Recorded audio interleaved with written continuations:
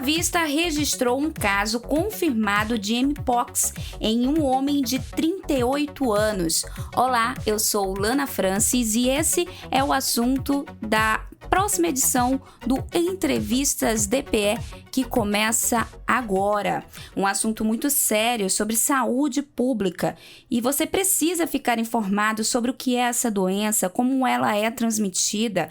Por isso, eu convido agora para um bate-papo Valdirene Oliveira, ela que é coordenadora geral de Vigilância em Saúde da CESAL. Seja bem-vinda. Muito obrigada, é um prazer estar aqui com vocês, né? E principalmente fazendo esclarecimento sobre os agravos, e nesse momento agora sobre a Mpox.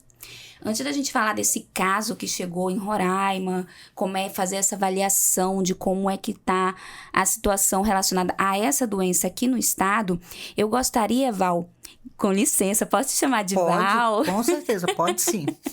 Eu gostaria que a gente fizesse um contexto histórico do que é essa doença, como ela surgiu, porque no decorrer da sua história, desde quando ela surgiu, ela já teve vários outros nomes, outras nomenclaturas, teve todo um contexto histórico até chegar aqui em Roraima.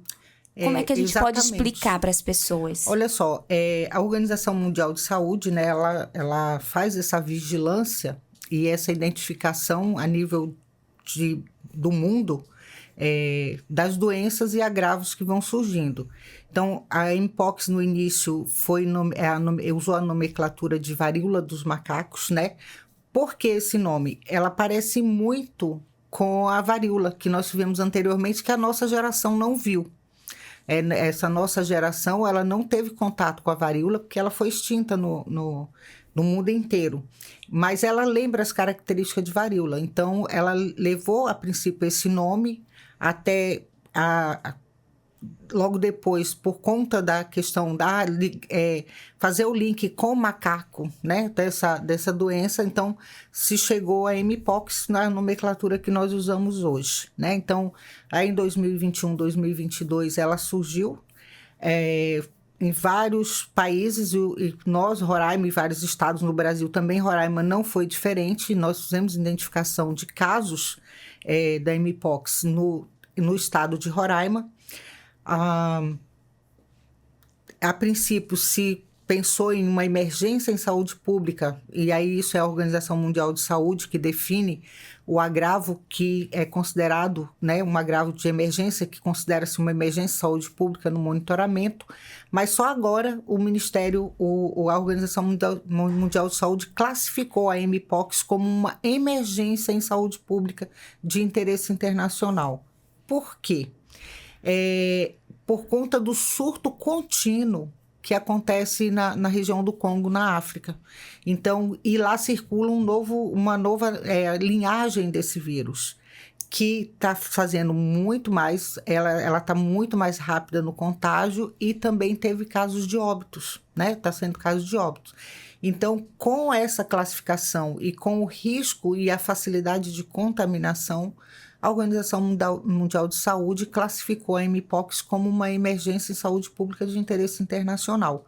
Com isso, é destartado todos os alertas. Aí o Brasil fica em alerta máximo, se mobiliza as equipes, principalmente de vigilância, que são equipes de resposta rápida, monitoramento e vigilância, e aí tanto na área epidemiológica como na área laboratorial, para que se identifique muito mais rápido e com isso a gente consiga destartar ações efetivas para conter a cadeia de transmissão. Val, quando fala em alerta mundial, a gente chega até a se assustar um pouco, né, com esse termo alerta, mas é motivo mesmo para as pessoas se preocuparem, se prevenirem, ficarem realmente nesse estado de atenção? Sim, quando a gente starta esse alerta, né, é um alerta principalmente para a área de saúde, profissionais, no reconhecimento. Como nós temos sinais e sintomas que se parecem com outros agravos, é importante dar esse alerta, principalmente para as unidades de saúde, para a população, para que a população também procure a unidade, as unidades básicas de saúde, logo no início dos sinais e sintomas, que percebam, é por isso que a gente trabalhamos sempre os sinais e sintomas. Quais são os principais sintomas? Meio de contágio, como é que é transmitido? Então, para que a população e profissionais fiquem alerta no enfrentamento, justamente para se evitar uma propagação desenfreada e sem controle do agravo. Né? Então, não é para causar pânico, não é para causar medo, né, nas pessoas, isso não é o propósito. O propósito é divulgar o agravo, meio de transmissão, para que as pessoas se protejam, para que elas evitem serem contaminadas. Ao ter sinais e sintomas, elas procurem ajuda na unidade básica de saúde mais próxima da sua residência, em seus municípios. E os profissionais, eles também estejam alertas, eles consigam identificar um olhar diferenciado para que eles possam procurar, para que eles possam diagnosticar em tempo oportuno, para que a gente consiga isolar adequadamente e, com isso, quebrar a cadeia de transmissão. E não deixar ter o agravo sob controle. E não deixar que ele fique transmitindo fora de controle. Prevenir, né? Prevenir é muito importante, porque quando a gente pensa a longo prazo, prevenir talvez seja a melhor solução, porque evita até um pânico no futuro, gastos também ali, quanto mais pessoas doentes, né, contaminadas, enfim. Eu acho que se trata também muito de uma questão de prevenção. Exato. Agora, Val, já que a gente está falando dessa questão de prevenção, explica pra gente quais são os sintomas dessa doença, em que momento eu devo acender a luzinha mesmo de alerta caso eu sinta algo diferente. Entre os sintomas, né, da monkeypox tem febre, dores de cabeça, dores musculares, até aí muito parecido com vários outros agravos, não é isso? Cansaço, mas principalmente o que chama alerta é o aparecimento das erupções cutâneas, que são ela forma aquelas erupções, né, na pele, e elas rompem e podem romper com secreção. Então, logo de início, ela aparece onde? Nos locais mais escondidos, que são na vagina, no ânus, no pênis. Então, a gente precisa estar alerta que são na mão, no rosto. Então, ela pode aparecer em várias áreas do corpo e também como aparecer no corpo inteiro. Então, isso chama a atenção, né? E já é uma característica da mpox. Então, com esses sintomas, né, muitas vezes se eu sentir dor de cabeça, febre, tenho aí várias outras doenças e outros agravos que têm os mesmos sintomas. Mas a erupção cutânea é a principal forma de você diagnosticar ou suspeitar, né? Fazer a suspeita. Diante da suspeita, se faz o isolamento, que é o isolamento domiciliar. Eu não preciso de isolamento hospitalar, não é o caso de encaminhar para a área hospitalar, mas sim a unidade básica de saúde e o acompanhamento da estratégia da equipe. Faz-se a orientação, se faz a coleta. Nosso LACEN, ele já faz esse diagnóstico, né? Então, o diagnóstico é realizado no estado, e é orientado a esse paciente ele ficar em isolamento domiciliar, que a família tome todos os cuidados, e o monitoramento de contato também é feito nesse momento, porque eu preciso também acompanhar as pessoas que tiveram contato com o caso suspeito ou confirmado. Então, faz-se um acompanhamento, a equipe de vigilância epidemiológica dos municípios fazem esse acompanhamento, esses relatórios são emitidos e compartilhados com toda a rede de vigilância para que a gente faça um monitoramento. Passando do período de contágio, se libera essas pessoas também da suspeita, né? Mas é desencadeado toda uma cadeia de estratégias e de ações para se evitar justamente que ela se espalhe. Então, assim, o principal sintoma pode ter febre, dor de cabeça, dores musculares, exaustação, um cansaço muito grande e o aparecimento dessas bolhas no corpo. Essas bolhas, elas podem surgir como realmente algo para diferenciar, para entender, eu tô com sintoma de mpox, como também pode, para algumas pessoas, gerar até uma certa dúvida e confundir com outras doenças, de repente como a catapora, Isso. ou de repente a herpes, podemos dizer. Então, apareceu buscar realmente a ajuda, o acompanhamento de um especialista. Isso, e é por isso que nós tratamos como um caso provável, né? Então, por isso existe o diferencial que é o exame, justamente para confirmar ou não. Temos, como você falou aí, então, tem vários outros agravos que vai ter a mesma sintomatologia com aparecimento de bolhas. Então, a orientação é que procure a unidade, procure ajuda profissional para fazer essa identificação e, com isso, a gente descartar ou não o caso. Sabe, tem uma coisa, eu vou pedir licença rapidinho, só para contar um conhecimento que minha mãe passou para mim. Que ela sempre fala que a pessoa ela tem que conhecer o seu corpo. Sim. Né? Eu, por exemplo, raramente, graças a Deus, raramente eu sinto dor de cabeça. Então, se um dia alguém me escutar falando assim, eu tô com dor de cabeça, pode ter certeza que ou eu vou adoecer no dia seguinte, ou eu estou com alguma doença já, sabe? Já aconteceu, a dor de cabeça mais forte que eu senti na minha vida foi quando eu tive dengue, por exemplo. Então, esse conhecimento eu acho muito importante, porque realmente a pessoa se observar diariamente. Nossa, hoje eu tô mais cansadinha, hoje eu tô um pouco mais para baixo. Enfim, para poder realmente entender essas doenças e prevenir. E quanto mais cedo o diagnóstico, mais fácil a cura, mais rápido também, né? Exatamente. E assim, o profissional de saúde, entre todas as ações que são feitas, as capacitações. Nós fizemos capacitações em 2022, né? Várias capacitações a nível ministério, online. Nós tivemos a doutora Rô, que é uma médica infectologista da OPAS, que fez uma capacitação para todos os municípios, né, todos os profissionais de saúde. O profissional de saúde ele vai estar preparado para fazer essa diferenciação. Então, se sinais e sintomas iguais, bolhas ou as erupções iguais, né, que eu tenho vários outros agravos, mas ele tem algumas características que o profissional de saúde ele consegue distinguir, né? O profissional de saúde já capacitado, ele consegue distinguir. Então, com isso, ele já faz o encaminhamento, né? Então, vou fazer coleta, na dúvida, vamos isolar, que são as ações de prevenção. Como você falou, prevenir é a melhor opção. Então, nós precisamos estar à frente. Aí, por isso que se soltam os alertas, as orientações, destartam-se COI, né?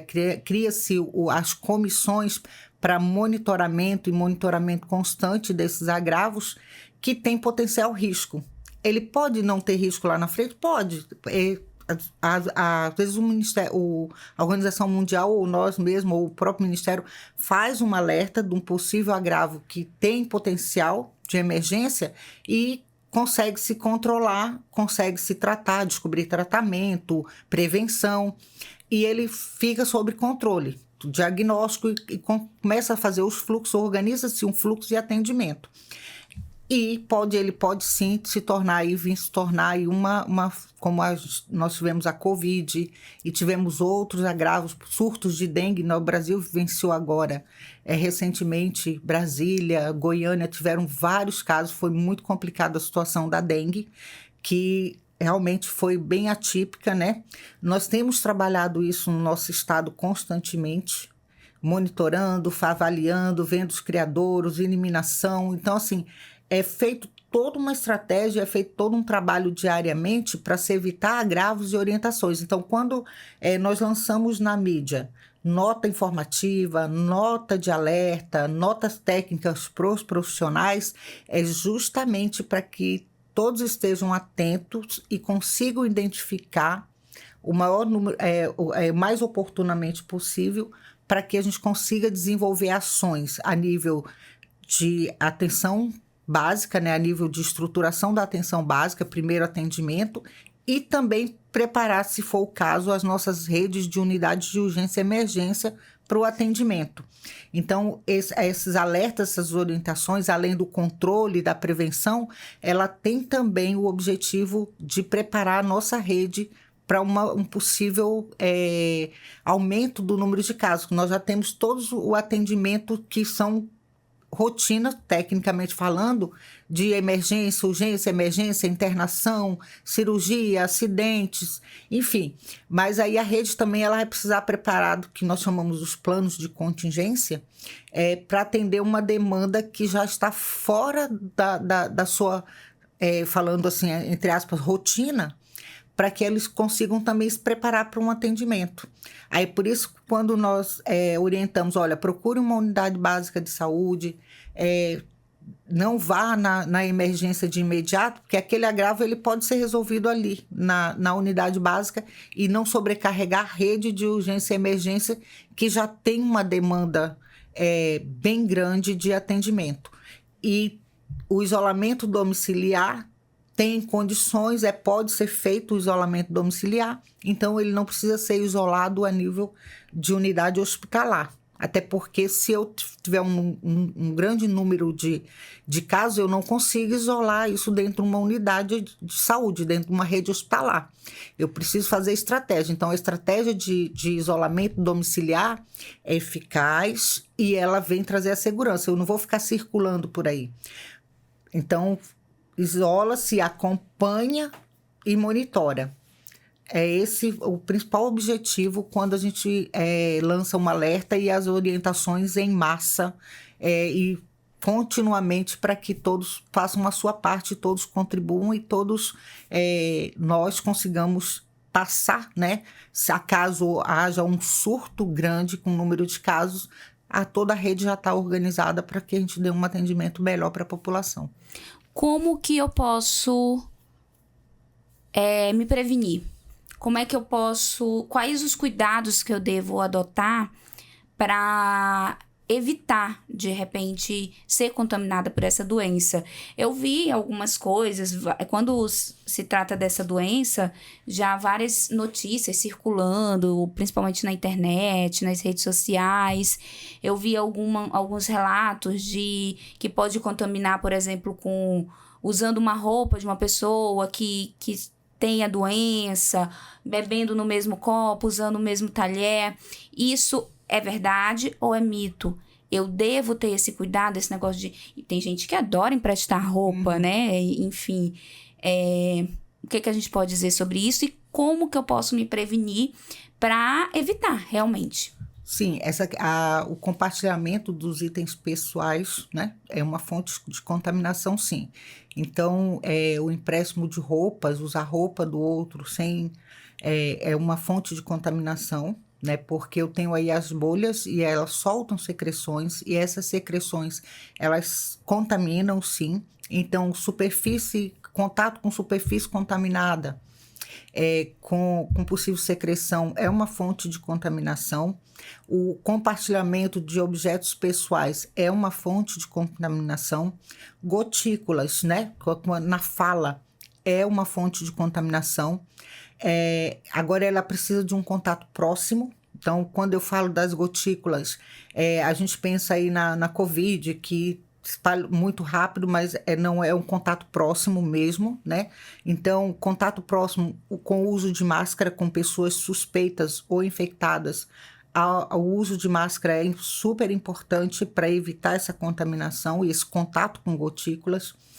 O contato próximo e o contato íntimo, principalmente na relação sexual, é uma fonte de contaminação, porque eu vou ter um contato muito próximo com a pessoa infectada e aí eu vou transmitir também. Então, os cuidados básicos são higienização, não compartilhamento de itens pessoais. Também o uso de máscara em locais onde eu vou ter um contato muito próximo com pessoas que possivelmente sejam contaminadas, então é importante, principalmente para aquelas pessoas que nós já sabemos que são os grupos mais vulneráveis. Pessoas com imunidade, com imunossupressão, imunidade baixa, grupo de pessoas vivendo com HIV, pessoas com uso de medicamento tratamentos que vão causar imunossupressão, ou seja, baixa da imunidade. Essas pessoas precisam se cuidar ainda, porque estão muito mais vulneráveis no contato a serem infectadas. Então, essas são as orientações básicas. A lavagem de mão é super importante, lavar a mão sempre que houver necessidade, ou contato, né, com objetos, ou contato com pessoas. A lavar as mãos é super importante, manter a higienização das mãos e também não compartilhar seus objetos pessoais. Isso é o mais importante nesse momento. São esses os principais cuidados que nós precisamos ter no contato com uma pessoa com monkeypox ou suspeito, que aí a gente fala nos casos prováveis de suspeito, é mais ainda importante esses cuidados, porque eu não sei se é suspeito ou não, tá? Então, quando eu tenho o diagnóstico e a pessoa já está com mpox, né? A gente costumou tanto falar monkeypox, mas o mpox, eu já sei, eu vou ter um cuidado maior, mas o cuidado ele precisa acontecer antes, né? A prevenção. Então, esses cuidados, eles são fundamentais. Então, vamos prestar bastante atenção nisso, gente, de ter ali o seu copo, ter ali os seus itens em ambientes de... Aqui, por exemplo, na Defensoria Pública, cada um tem a sua caneca. Certo, cada um tem sua caneca, justamente tanto para evitar o uso de descartáveis, né? Mas também para ter essa questão também de segurança, né? Que é importantíssimo. E Val, ok, tive todos os cuidados, mas fui infectada. Como é que é o tratamento? Não existe um tratamento específico para mpox, né? Então, o tratamento é a sintomatologia. A orientação é que não passe nada nas bolhas, nem mesmo natural, que a gente sabe que há uma avalanche aí usa isso que é natural, passa isso que vai ajudar. Então, a orientação é que não façam isso, né? Por isso, o acompanhamento, a orientação da equipe de saúde é importante. Mas não existe um tratamento específico. Então, como nós falamos de grupos vulneráveis, se eu tenho uma baixa imunidade, eu tenho um outro agravo, né, uma comorbidade, claro, essa pessoa ela vai precisar ter um cuidado maior e uma orientação maior, porque ela já tem comorbidade, então ela já é mais vulnerável. Então, pode aparecer sinais e sintomas específicos. Se trata os sinais e sintomas que aparecem. Dores de cabeça, febre, eu vou tratar a sintomatologia, mas eu não tenho um medicamento, um tratamento específico no momento para mpox. No caso, então, esperar o ciclo da doença, seria isso? Isso, eu trato os sintomas e o ciclo da doença que vai desaparecer. Então, alguns com uma complicação e outros não, e aí por isso a vigilância com esse sinal de alerta, que é a cepa que foi identificada lá na África, ela tem um poder de contágio e de agravo muito maior do que a gente tem confirmado circulando no Brasil, né? Sim. Até o momento, ontem saiu mas ainda não é confirmado, que na Suíça também se confirmou a circulação dessa mesma cepa. Nós estamos esperando, como a gente faz um monitoramento dos rumores, existe o rumor que na Suíça já apareceu também dessa cepa, que é a vigilância genômica. Mas no Brasil nós não temos registro dessa cepa circulante. O que nós temos até agora é o mesmo vírus que começou lá em 2022, né? 2021, 2022, é o mesmo vírus que está circulando. Por isso tem vigilância, né? A vigilância laboratorial, ela também atua na identificação dessa cepa circulante. É positivo para mpox? Ok, fez o diagnóstico, é mpox, mas é toda uma vigilância laboratorial que vai fazer a identificação de qual cepa que está circulando. Qual é o tipo de vírus que está circulando? É o mesmo que está em outros países? O que mais prevalece? Que isso também vai definir o cuidado e o acompanhamento e o tratamento. Sim. E foi anunciado um caso confirmado aqui no estado de Roraima. O que a gente pode falar desse caso, né? Como é que está sendo esse cuidado? Vocês já estavam, toda a equipe já estava preparada, como você mesmo falou, teve capacitações, foi o primeiro caso? Fala um pouquinho pra gente. Nós tivemos outros casos confirmados anteriormente, né, nos anos anteriores. O ano passado, 2023, nós não tivemos nenhum caso identificado, e aí não quer dizer que não tenha casos, mas ele não foi identificado, justamente por conta dessa sintomatologia parecida com outros agravos, então pode ser passado sem notificação. Então, quando a gente diz, olha, em 2023 não houve casos notificados e identificados, né? Pelo menos não foi informado, não foi notificado da forma que nós notificamos todos os agravos.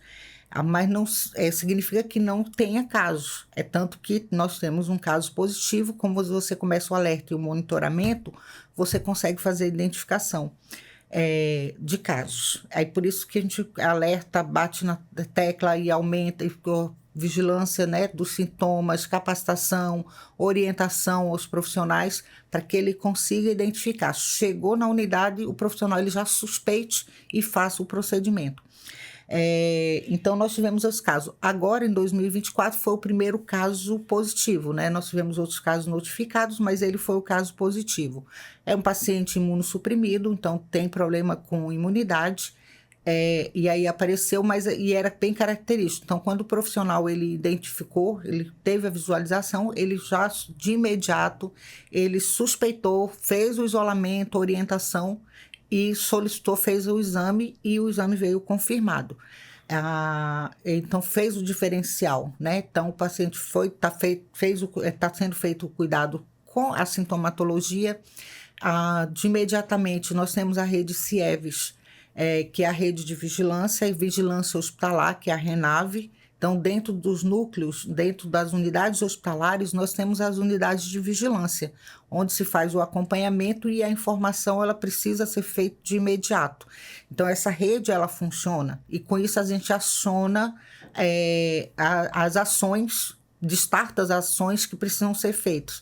Então, o acompanhamento com a equipe do município de Boa Vista, foi identificado no município de Boa Vista, é um morador do município de Boa Vista, eles estão fazendo o acompanhamento dos contatos, fazendo acompanhamento do paciente, com relatórios parciais ainda, não se fechou o relatório completo, mas todo esse acompanhamento está sendo feito, tá?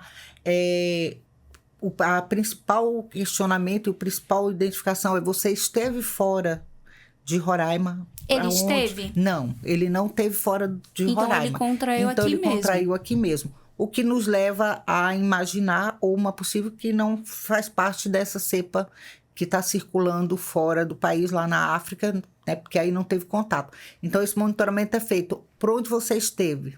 A pessoa teve contato, e aí já para que ele pare e pense, porque muitas vezes eu tive contato, mas eu nem percebi. Sim. Aí eu tive contato com a pessoa e depois, quando você para conversar, aí começa, onde você esteve nos últimos dias, né? Teve fora do país, teve numa região de circulação, e aí começa-se a identificar onde é que está circulando, foi em tal lugar? Não, houve, isso é bem importante para a gente caracterizar também.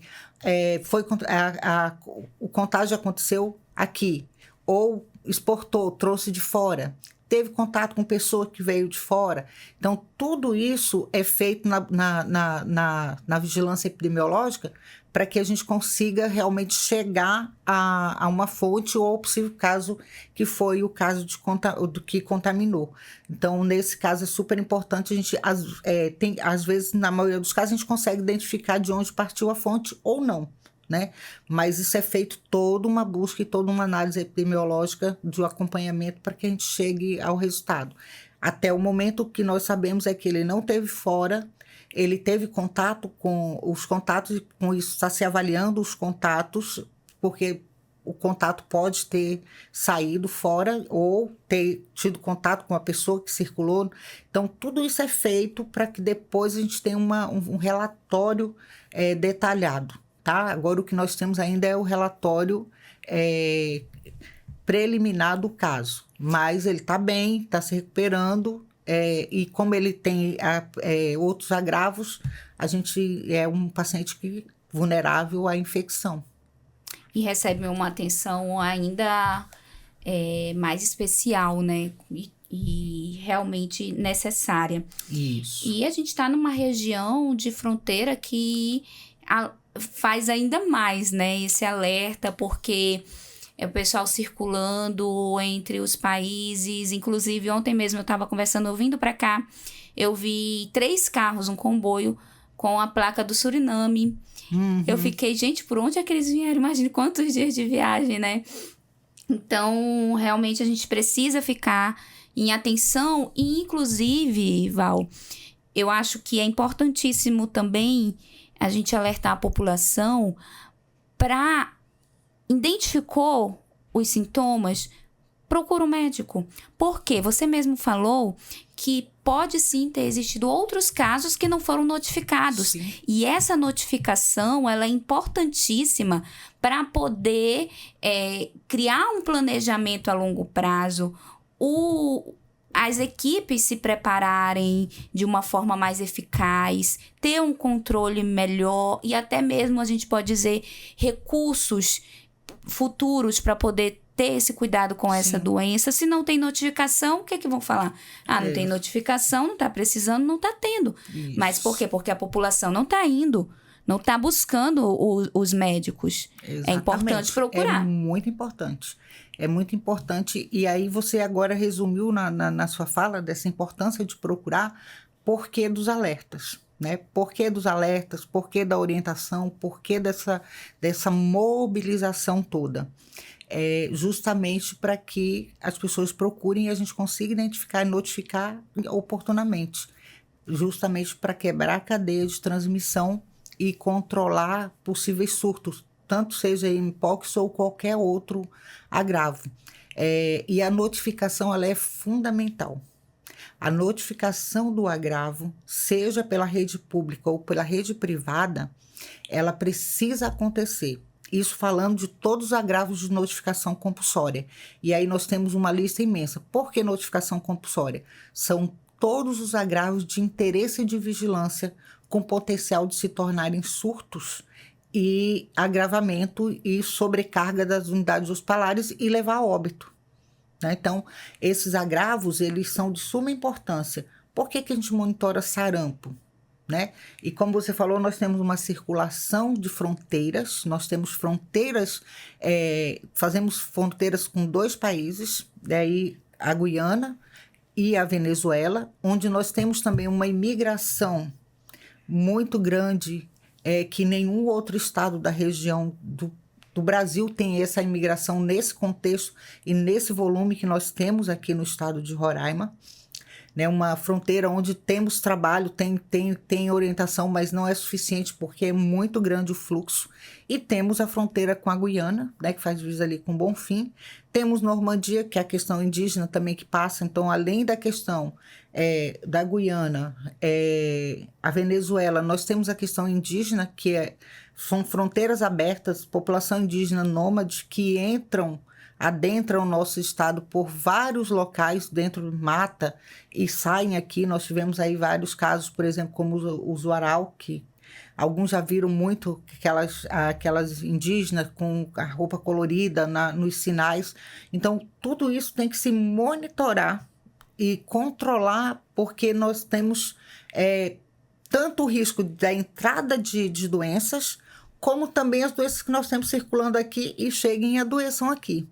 Então, são várias linhas de frente que são monitoradas e controladas para evitar surtos de agravos. Então, temos vírus circulantes, por exemplo, a varicela, né? Nós temos circulando aqui. Então, estabeleceu-se a vacinação na fronteira. Precisa se vacinar, porque se ele chega aqui e não está vacinado, ele vai adoecer. Com isso, eu também vou adoecer a população local, que é aqueles que ainda não foram vacinados, que não chegaram, não foi o momento ainda oportuno para vacinar ou momento preconizado de vacinação. Então, eu preciso vacinar. Então, existe uma estratégia de vacinação na fronteira, lá com a Venezuela, justamente para que eles não adoeçam aqui e, consequentemente, sobrecarga das nossas unidades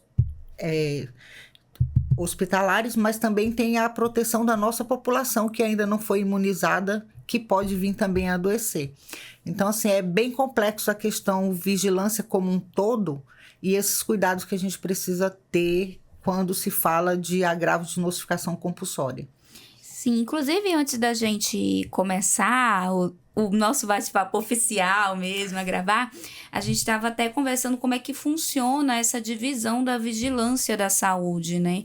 Que são várias áreas, vários segmentos, vários profissionais que se dividem para ter um resultado positivo em prol da população. Exatamente. A vigilância, né, como vigilância em saúde, ela tem dentro da sua composição a vigilância sanitária. E tem uma coisa bem interessante, quando se fala em vigilância, a gente já a nomenclatura vigilância sanitária. A vigilância sanitária é um departamento dentro da vigilância em saúde, uma das composições da vigilância em saúde, onde ele vai cuidar da questão de licenciamento sanitário, fiscalização, seja na área de alimento, seja na área hospitalar, seja na área de laboratório. Tem uma gama de ações que são startadas pela vigilância sanitária, no cuidado de aprovação, como aí tem a Anvisa a nível do Ministério, o Estado e o município, cada um dentro das suas atribuições tem um papel importantíssimo dentro desse contexto de vigilância. Temos a vigilância ambiental, que hoje é muito mais fortalecida no nosso estado. A vigilância ambiental, ela cuida dos desastres naturais, e tem aí uma gama de ações que são startadas quando tem alagamentos, enchentes, aí seja a nível nacional, ou estadual ou municipal, dentro das suas esferas de competência, né? Vigilância da água, que faz parte da vigilância ambiental. Então, existe um monitoramento da água de consumo, existe requisito, existe preparo, então tem essa análise. E a vigilância epidemiológica, que é onde concentra os agravos de notificações compulsórias. Então, dentro da vigilância epidemiológica, eu tenho, além dos agravos dengue, malária, hepatite, AIDS, zoonoses, o núcleo de zoonoses, o núcleo de febre amarela, né, que as arboviroses concentram nesse departamento de dengue, febre amarela e outras arboviroses.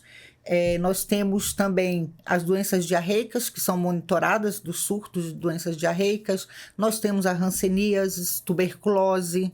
Então, são todos problemas de saúde de notificação compulsória que estão dentro da vigilância e que são startados justamente as orientações, normatizações, fluxo, orientações, capacitações para os nossos profissionais, né, profissionais do estado inteiro, que são feitos dentro da vigilância. E para todos os agravos. Então, aí tem o núcleo de imunização, que é o programa estadual de imunização, onde nós armazenamos os imunizantes para as doenças imunopreveníveis do estado inteiro e dos 2 distritos indígena leste e Yanomami. Então, dentro da nossa rede de frio, dentro da nosso programa de imunização, nós armazenamos todos os imunobiológicos, normatizamos, capacitamos, distribuímos para os municípios, né? E as orientações e as normatizações técnicas a nível de estado desses imunizantes. Fazemos o controle da qualidade, monitoramento, capacitação em sala de vacina para os 15 municípios. Então, assim, quando eu falo em vigilância, é um arcabouço, é um mundo de ações e de complexidades que a gente não consegue mensurar em palavras, né? Então, nas ações do dia a dia, e que muitas vezes essa ação ela acontece diuturnamente, todos os dias. Quando ela aparece, é justamente quando eu tenho um agravo de notificação, né? E alerta, e aí aparecem as ações. Mas antes disso, e também faz parte da rotina, toda a manutenção. E a notificação é a nossa principal fonte de informação. Nós temos a rede CIEVES, que monitora rumores e agravos, então é um monitoramento para resposta rápida e subsidiar as áreas técnicas com o que está circulando a nível de mundo, né? Brasil e mundo. Nós temos a vigilância, as unidades de UV nas unidades hospitalares que captam essas informações e essas notificações e lançam no nosso sistema de informação para que isso também nós temos informações daquilo que está acontecendo, então, e fazer análise. Qual é o período? Quando é que acontece isso? Por que está acontecendo? Por que está adoecendo? Por que ele foi a óbito? Se é uma doença evitável, é uma doença imunoprevenível, eu previno através de vacina, por que a população está adoecendo? Não está imunizando? Gestor, por que não está imunizando a sua população? Você tem população para cobertura vacinal. Quando a gente fala cobertura vacinal, então não é simplesmente dados e números. Que muitas vezes vem cá, não, só querem saber de número. Não, os números eles são importantes porque disso vai depender as ações e o planejamento da gestão, seja ela estadual ou municipal. Através disso, ele consegue monitorar, saber o que está circulando dentro do seu território, para ele colocar ações e estratégias que realmente vão funcionar. Então, com esse intuito, a vigilância ela tem esse propósito. Capta rumores, notifica. Nós temos um painel de vigilância, se você entrar lá hoje, nós temos várias análises de risco, nós temos vários documentos que foram, que são relatórios epidemiológicos, então isso consolidado e estudado por uma equipe capacitada e que tem know-how para isso, para fazer essas análises, a gente orienta o município. E muitas vezes eu digo a equipe técnica, está acontecendo isso, por que está acontecendo? Aí ele faz o planejamento dele nas ações. Então, assim, e são uns 15 municípios. Agora, tu imagina um estado com muito mais municípios, né? Sim. E isso é feito diariamente. Diariamente na vigilância nós temos esse monitoramento, capacitação. Hoje está acontecendo desde segunda-feira, a vigilância hospitalar, que é o núcleo de vigilância hospitalar, ele monitora todos os agravos, porque tudo que adentra a unidade hospitalar é notificado, é para ser notificado e ser informado, e a vigilância hospitalar acompanha. Então, passa-se todos os agravos pela vigilância hospitalar, aqueles que necessitam de internação. Então, tem já dentro da nossa programação uma capacitação para a rede de unidade de vigilância hospitalar, uma capacitação, ela é uma semana inteira. E passa, eu até na abertura eu coloquei, é uma das capacitações mais completas que nós temos, falando de vigilância epidemiológica, porque dentro desse período, uma semana, a capacitação vai passar por esses profissionais, todos os profissionais e todos os agravos que eu tenho dentro da vigilância epidemiológica. Reforço da notificação, ficha de notificação, a importância, o porquê, né, dessa notificação, estratégia de realmente fechando o fluxo de informação em tempo oportuno. E essa semana está acontecendo essa capacitação. Então, começou na segunda e vai até amanhã. Hoje à tarde, tem a parte de arbovirose, vai ser trabalhada toda essa tarde. Então, dependendo do agravo, da complexidade, se destarta um tempo maior para trabalhar com esses profissionais. E aí não é uma capacitação inicial, mas relembrando todos aqueles agravos, que é importante sempre estar batendo. A ficha de notificação, o porquê da importância dela, por que todos os campos precisam ser preenchidos. Todos esses campos, eles são importantes, não existe campo desnecessário dentro de uma ficha de notificação. Se ele está ali, porque ele tem importância para que eu consiga mensurar os indicadores, né? Os indicadores de saúde que vai avaliar quem é que está adoecendo, quem mais adoece, qual é a população que está sendo mais atingida, o porquê. Então, essas informações, elas vão se tornar análise de situação daquele território para que a gente consiga identificar. E com isso a gente dizer, gestor, seja ele estadual ou municipal, está acontecendo isso aqui. Ou o Ministério, olha aqui, isso aqui está acontecendo no estado, está acontecendo em outros estados? Como é que está essa circulação? Então, isso vai desencadear ações efetivas para a população. Melhorar a qualidade da saúde e também preparar as nossas unidades para que dê resposta, seja no tratamento, seja no acompanhamento, ou seja na orientação, com informações. Sim, capacitação, gera bons resultados com certeza, profissionais qualificados, preparados, e os números trazem resultados também positivos. A gente observa que é um trabalho muito maior do que a população em si consegue visualizar. Muitas vezes as pessoas não estão vendo e pensam que não está sendo feito, né? E é um trabalho realmente que precisa ser divulgado mais, ser visto, justamente para a população entender e valorizar tudo isso que está sendo feito. Exato. Bom, voltando a falar da mpox, é um termo relativamente novo e tem um outro nome de uma outra doença que também é relativamente nova. E eu gostaria que você explicasse agora pra gente um pouquinho da diferença dessas doenças, até para as pessoas que estão tentando entender mais ou menos o que está acontecendo, né? Mas a Oropouche. A Oropouche com mpox. São nomes, são doenças diferentes. Inicialmente tem até alguns sintomas ali que a gente pode dizer que são mais ou menos assim parecidos. Mas como que a gente pode, né, falar? Porque são nomes, termos que surgiram agora relativamente recentemente, só mesmo para a gente fazer um breve relato para a população poder entender ali a diferença dessas duas doenças.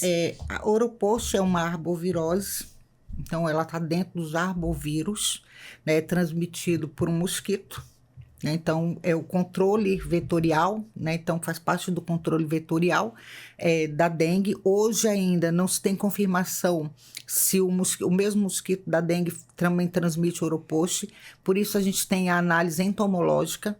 A análise entomológica no estado, ela é feita justamente nessa coleta desses mosquitos para identificar o mosquito e identificar qual é o vetor daquele agravo. Então, ela é totalmente diferente do mpox.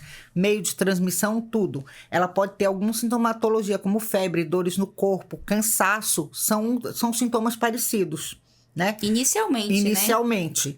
Mas aí elas se sobressaem, elas diferenciam muito rápido, então não tem como confundir Oropouche com um mpox, né? Então, sim, ela tem característica bem diferente, a forma de transmissão também bem diferente. Quando eu falo de Oropouche, eu falo de controle vetorial, de controle de prevenção, de limpeza de quintais. Eu já vou para uma outra dimensão onde eu posso eliminar criadores, né? Então, ele está ligado à transmissão de um mosquito. E aí a gente identifica quais as regiões que tem circulado esse mosquito.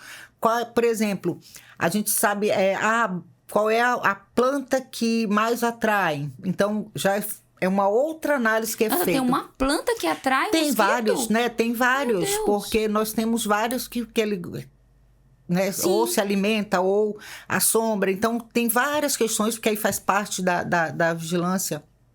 Já falando de entomologia, área de arbovírus é diferente.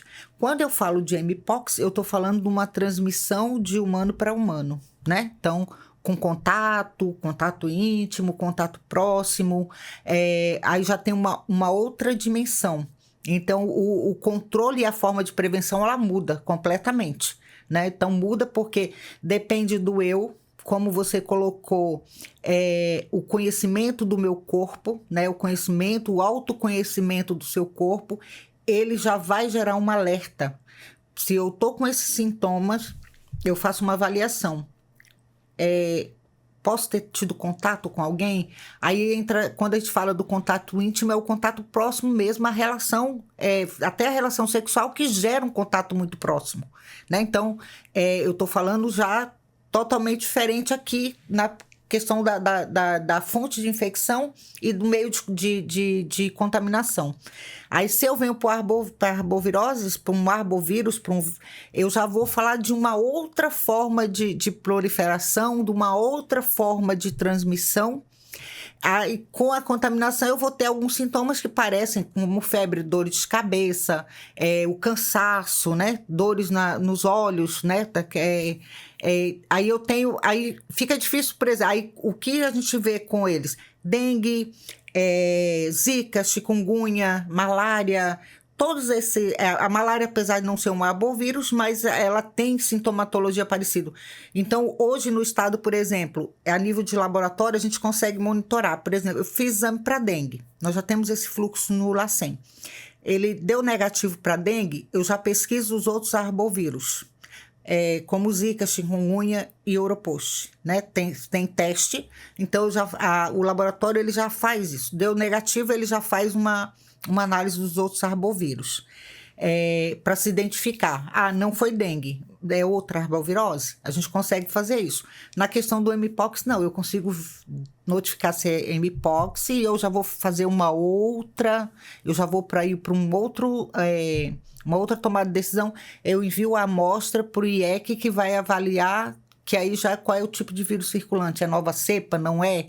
Essa cepa é mais infectante? Isso aí já são outro nível. Os pesquisadores vão mensurar isso aí, estudar para poder dar resposta também, né? Então, assim, são formas de controle, de prevenção e de orientação que modificam. Sim. Aí o desafio se torna maior ainda, né? Porque eu preciso informar a mesma população que nós estamos informando, os profissionais de saúde também, porque ele precisa ter esse olhar atento a todos esses agravos. Então, a sintomatologia, quando chega, ele já tem essa...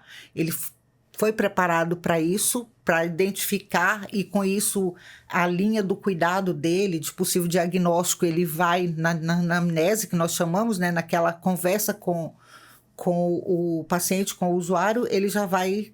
Não, eu preciso fazer isso, a suspeita é isso. E se está circulando com maior frequência, aí saem os alertas para dizer, olha, está circulando. Então, pode não ser isso, mas já investiga isso aqui. É mais ou menos assim, que é um pouco complexo, mas é isso. Mas deu para entender, sim. Como funciona. Deu para entender que é porque justamente, como eu falei, não são termos novos, mas são relativamente novos, e muitas pessoas ainda assim podem confundir, podem ter essa dúvida. Uhum. Bom, Val, estamos caminhando para o final da nossa entrevista, para o nosso bate-papo. A Valdirene Oliveira, ela que é coordenadora geral de vigilância em saúde da CESAL, é baiana, sim, mas está aqui no estado de Roraima há 35 anos, farmacêutica por formação. Esses teus 35 anos no estado de Roraima fazem diferença também quando a gente fala de avaliação e de estudo das doenças aqui da região, né? Sim, fazem diferença, né? Então, eu já estou na saúde nesse período, porque eu já cheguei aqui e eu fui para Caracaraí trabalhar na Fundação CESP na época, que era... A forma de saúde era diferente, né? Depois mudou a questão de atenção básica, mas nós tínhamos a Fundação CESP, que era a rede de unidade hospitalar, era o antigo Coronel Mota, que funcionava como nosso hospital. E lá em Caracaraí nós tínhamos o Hospital de Caracaraí, era a Fundação CESP.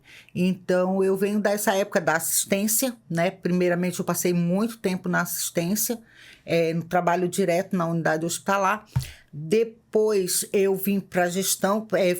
Vim para vigilância no núcleo, aí eu fiquei por mais de 20 anos no núcleo de controle de HIV/AIDS, sífilis e hepatite virais, como técnica do núcleo, né, responsável pelo diagnóstico e tratamento, que é uma área da vigilância, onde a gente trabalhamos a identificação também, aí no caso HIV, sífilis e hepatite, o controle com os antirretrovirais, o cuidado, enfim... E em 2019 eu fui convidada para a gestão da vigilância epidemiológica. Aí técnica eu vim para a área de gestão, e quando desencadeou a Covid, eu fui convidada para assumir a coordenação, né? E tecnicamente na coordenação Covid no estado. Então, desde 2019 eu venho atuando na linha de frente como gestão, mas eu já venho na área técnica há muito tempo. Conhecer o estado de Roraima, como você conhece, Caracaraí, que é uma localidade Realmente, eu digo até que a vegetação já chega a mudar um pouquinho quando Isso. chega lá, né? Lá já é início de floresta, termina mais ou menos o lavrado por ali. Então, conhecer essa diversidade dentro do nosso estado, que como você mesmo falou, tem só 15 municípios, porém é enorme. E cada município tem suas situações, tem questões a serem estudadas, por isso mesmo... eu te parabenizo pelo seu trabalho e agradeço por você ter disponibilizado esse tempo para estar aqui com a gente, esclarecendo, tirando essas dúvidas. E eu gostaria, para finalizar o nosso bate-papo, eu gostaria de te perguntar, dentro de todos esses assuntos que a gente conversou, algo mais que você queira ressaltar? Olha, nós conversamos muita coisa, né? Foi coisa boa. E é bom falar, né, dessa questão da vigilância, esse trabalho que é feito. Tem toda uma equipe, né? Tem todos os profissionais que são envolvidos. Então, não é um trabalho de uma única pessoa, é um trabalho de uma equipe. É um trabalho da Secretaria de Estado da Saúde, né? Então, com o total apoio da nossa secretária, né? Hoje a gente consegue... em todas as áreas, ter técnicos profissionais que são investidos também nesses profissionais para que eles se capacitem, para que eles consigam dar resposta a nível de Estado. Mas a minha principal preocupação hoje é para a população.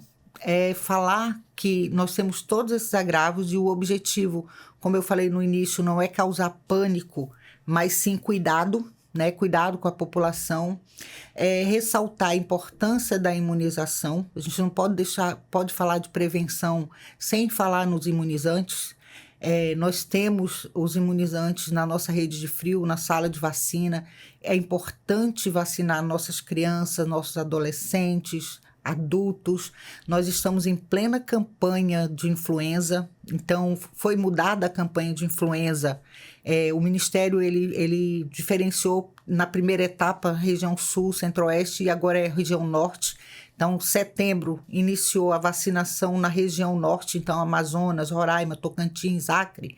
Então, em campanha de imunização. Então, a população prioritária, idosos, crianças, gestantes, pessoas imunossuprimidas, é importante fazer a vacinação. E também procurar, né, os pais responsáveis, procurar as salas de vacinas, as unidades de vacina das unidades dos municípios, para fazerem e atualizar o cartão de vacina. Com isso, nós prevenimos de várias doenças e também o agravamento e, consequentemente, óbito. É importante a nossa responsabilidade. E aí, já falando como cidadã, né? Como cidadã roraimense, né? Pelo menos há 35 anos, eu acho que a gente consegue falar assim, da importância da gente proteger e da nossa responsabilidade. Enquanto mãe, eu sou mãe e avó, então, de proteger as nossas crianças para ser um adulto, futuramente um adulto saudável. E muito desses agravos que nós falamos aqui tem prevenção, tem vacina. Então, por isso que é importante vacinar. A vacinação ela é somente desenvolvida para que a gente consiga conter surtos, evitar óbitos e agravamentos. Por exemplo, eu falei que nós não tivemos contato com a varíola, né? Foi erradicada através de imunização. Então, o sarampo tem vacinação. Recentemente, o Brasil perdeu o seu selo de qualidade porque foi introduzido o sarampo. Tivemos aí surtos que foi difícil controlar a nível no Brasil mesmo, mas foi controlado. A gente já está no momento de certificação novamente, né, de livre do contato local, né, da circulação do vírus, controle da circulação do vírus. Temos a vacina para dengue, para a população criança e adolescente, disponível nas unidades de saúde. Nós temos trabalhado o controle de uma possível surto de dengue ou chikungunya europost. As equipes têm trabalhado bastante, mas também existe uma possibilidade, o inverno está passando agora, então é importante a gente eliminar criadouros, não deixar água parada, vacine a população que está na idade e maior vulnerabilidade, está sendo oferecida a vacinação também, que são meios de prevenção que nós temos para o cuidado com a nossa população. Perfeito. Muito obrigada por essa conversa, por esses esclarecimentos. Obrigada mais uma vez. Ok, ficamos à disposição. Eu conversei com Valdirene Oliveira, ela que é coordenadora geral de Vigilância em Saúde da CESAL. Se você gosta de acompanhar assuntos de interesse público, com especialistas comentando e passando informações sérias, basta nos acompanhar pelo Deezer, Spotify e YouTube. Esse foi mais um Entrevistas DPE, eu sou Lana Francis e até a próxima.